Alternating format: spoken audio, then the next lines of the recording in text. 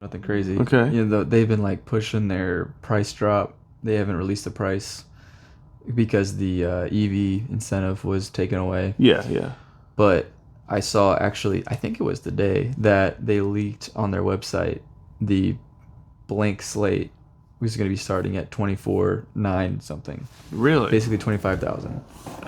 Huh.